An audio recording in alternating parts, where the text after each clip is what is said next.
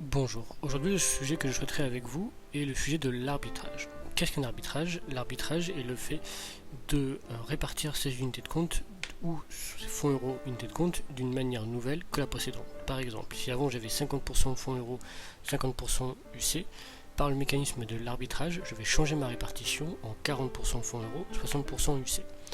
Autre exemple, je souhaite changer la répartition d'une unité de compte par rapport à une autre unité de compte.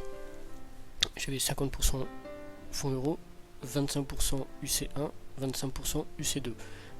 Grâce au mécanisme de l'arbitrage, je vais par exemple avoir 60% fonds euros, 15% UC1, 25% UC2. Autre exemple, j'avais 50% fonds euros, 25% UC1, 25% UC2.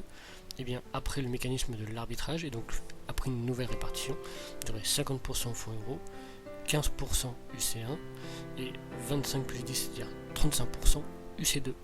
Voilà ce que c'est que l'arbitrage d'un point de vue concret. Alors l'arbitrage doit répondre à trois critères. Il doit être conforme aux objectifs du souscripteur, au profil du souscripteur et aux besoins du souscripteur. Alors, il existe l'avantage de l'arbitrage, c'est qu'il peut être fait manuellement par le souscripteur. Et d'ailleurs, généralement, les compagnies prévoient que chaque souscripteur a droit à 4 arbitrages gratuits par an.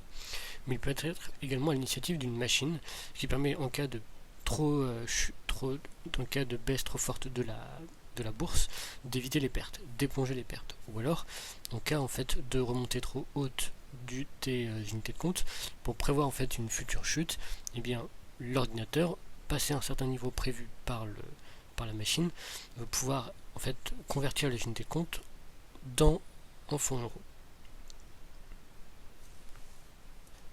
Rappelons quelque chose qui est important, c'est qu'il n'y a pas de droit légal du souscripteur à l'arbitrage.